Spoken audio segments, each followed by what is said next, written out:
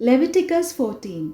The Lord spoke to Moses, saying, "This shall be the ritual for the leprous person at the time of his cleansing. He shall be brought to the priest shall go out of the camp, and the priest shall make an examination. If the disease is healed in the leprous person, the priest shall command that 2 living clean birds and cedar wood and crimson yarn and hyssop be brought for the one who is to be cleansed. The priest shall command that one of the birds be slaughtered over fresh water in an earthen vessel. He shall take the living bird with the cedar wood and the crimson yarn and the hyssop and dip them and the living bird in the blood of the bird that was slaughtered over the fresh water. He shall sprinkle it 7 times upon the one who is to be cleansed of the leprous disease. Then he shall pronounce him clean, and he shall let the living bird go into the open field. The one who is to be cleansed shall wash his clothes and shave off all his hair and bathe himself in water, and he shall be clean. After that he shall come into the camp, but shall live outside his tent 7 days. On the 7th day he shall shave all his hair of head, beard, eyebrows. He shall shave all his hair. Then he shall wash his clothes and bathe his body in water, and he shall be clean. On the 8th day he shall take 2 male lambs without blemish, and 1 ewe lamb in its first year without blemish, and a grain offering of 3/10 of an ephah of choice flour mixed with oil, and 1 log of oil. The priest who cleanses shall set the person to be cleansed along with these things before the Lord at the entrance of the tent of meeting. The priest shall take one of the lambs and offer it as a guilt offering, along with the log of oil, and raise them as an elevation offering before the Lord.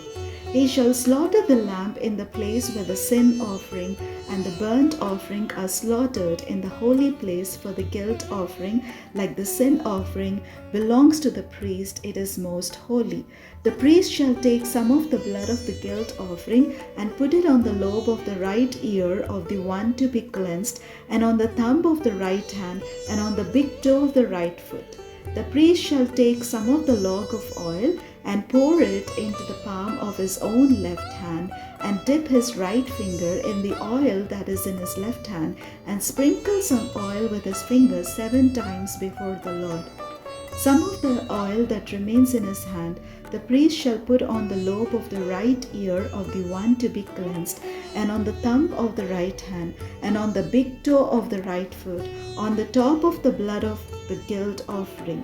The rest of the oil that is in the priest's hand he shall put on the head of the one to be cleansed. Then the priest shall make atonement on his behalf before the Lord.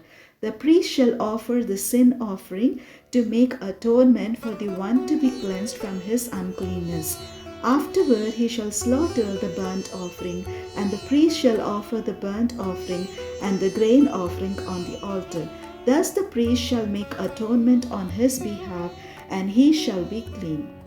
But if he is poor and cannot afford so much, he shall take 1 male lamb for a guilt offering to be elevated to make atonement on his behalf, and 1/10 of an ephah of choice flour mixed with oil for a grain offering, and a log of oil. Also 2 turtle doves or 2 pigeons, such as he can afford, one for a sin offering and the other for a burnt offering.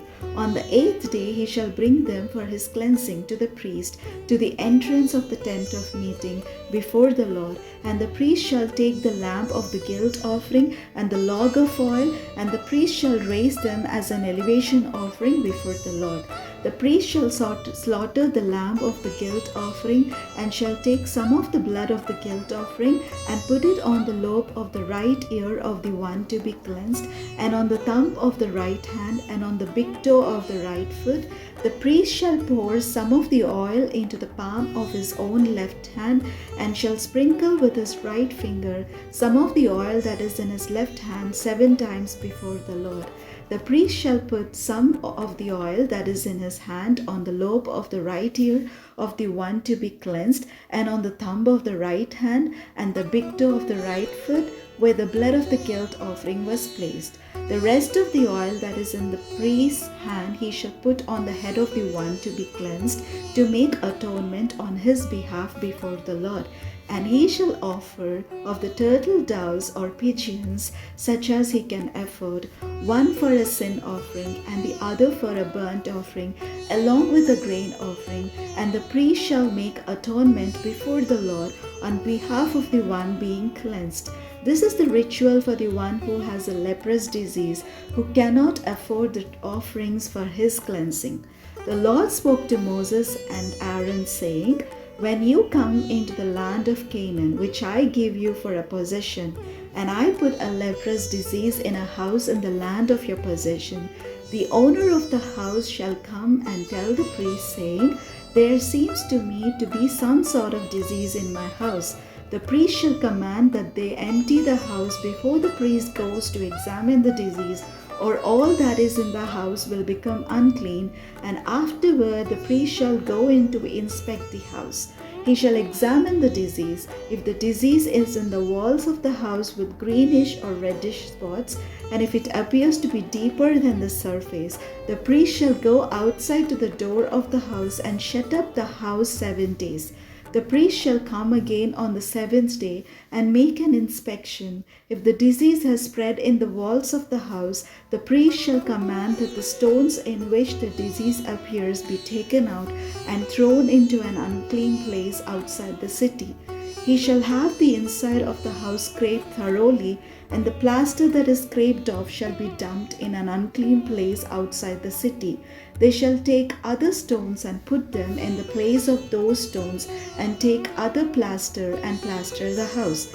If the disease breaks out again in the house after he has taken out the stones and scraped the house and plastered it, the priest shall go and make inspection. If the disease has spread in the house, it is a spreading leprous disease in the house, it is unclean.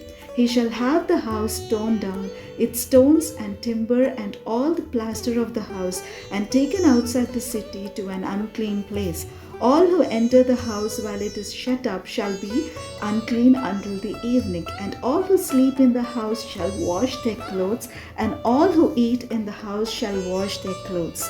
If the priest comes and makes an inspection and the disease has not spread in the house after the house was plastered, the priest shall pronounce the house clean, the disease is healed.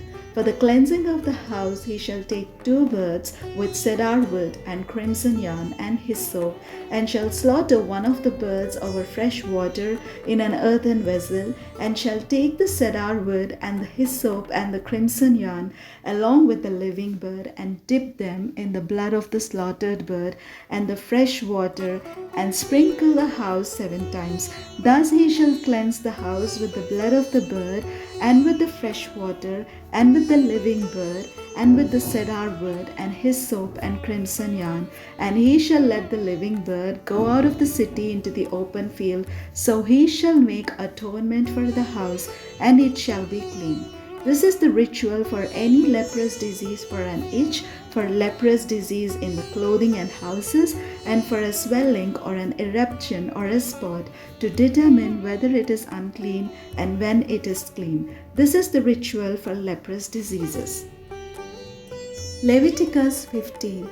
The Lord spoke to Moses and Aaron, saying, speak to the people of Israel and say to them, when any man has a discharge from his member, his discharge makes him ceremonially unclean.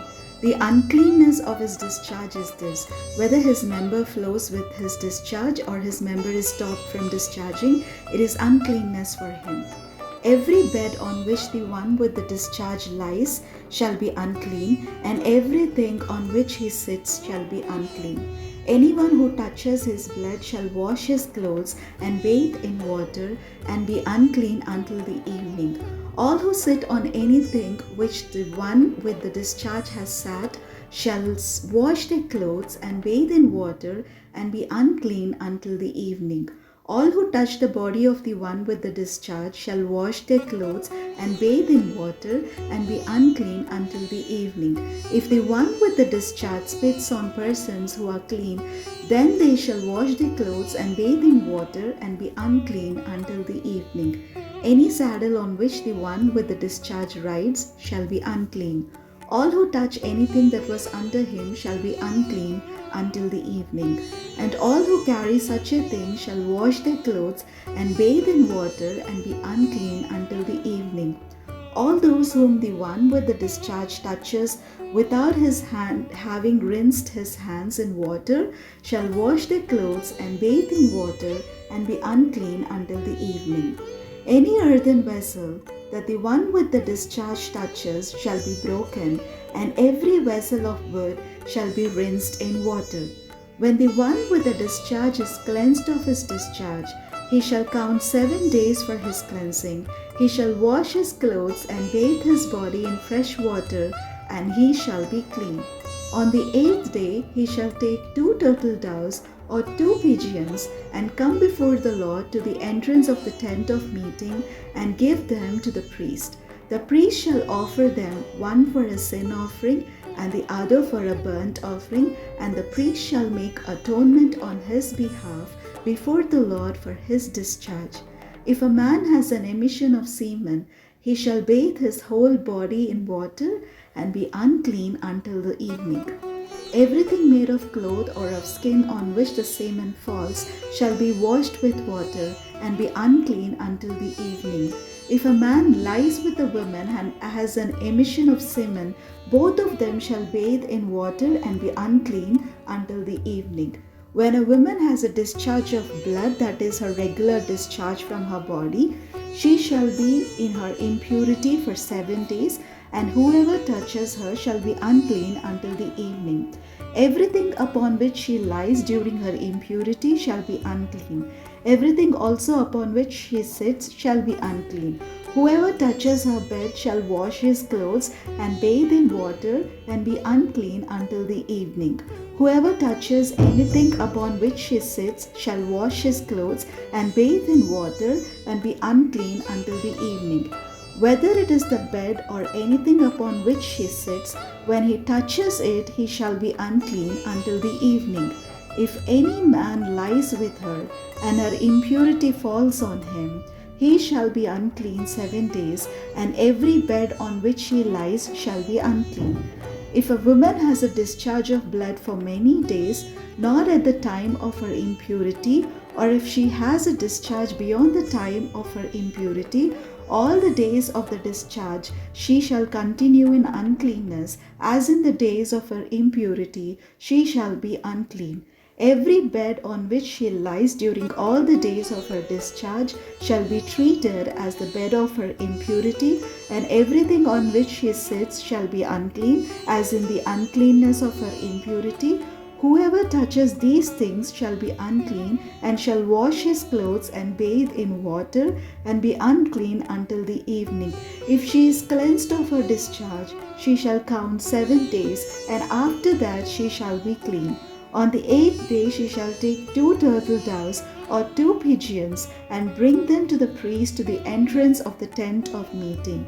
The priest shall offer one for a sin offering and the other for a burnt offering, and the priest shall make atonement on her behalf before the Lord for her unclean discharge.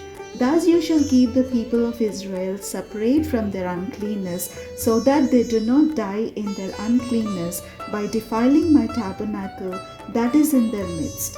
This is the ritual for those who have a discharge, for him who has an emission of semen, becoming unclean thereby, for her who is in the infirmity of her period, for anyone, male or female, who has a discharge, and for the man who lies with a woman who is unclean.